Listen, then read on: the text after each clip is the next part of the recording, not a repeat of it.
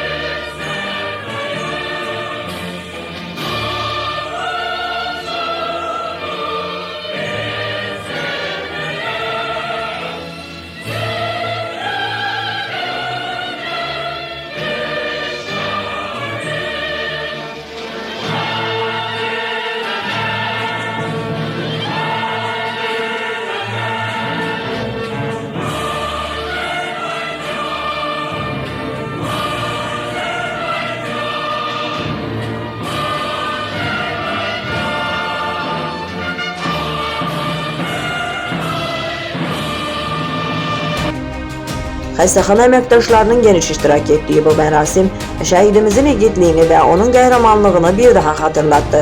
Tədbirdə çıxış edənlər Dariyelin ölkə uğrunda apardığı mübarizənin və qazandığı yeri xalqın qəlbində necə qoruyacağını vurğuladılar. Ağzəbədi rayon Səhiyyə İşçiləri Həmkarlar İttifaqı birlikdə 2-ci Qarabağ Savaşı şəhidimiz Həkim Salmanov Dariyel Salmanovun adına voleybol təşkil edildi.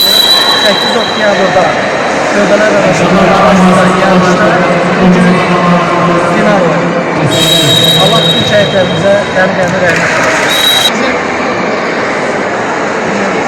Əziz şəhidimiz, doktorumuz, şəhid doktorumuz Dariyel Salmanov xatirəsinə həsr olunmuş xəstəxana qarşılı voleybol turniru 3-cü liqa final oyunudur.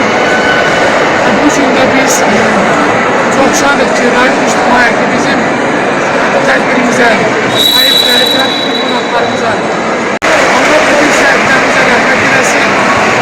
Allah bu millətə bir daha müharibə nəsib etməsin. Mən sizlərə də hoş gəlmişsiniz deyirəm qardaşlar. Sizlərin də dəstəyinə bu gündə mükəmməl bir yarışın şahidi olacaq.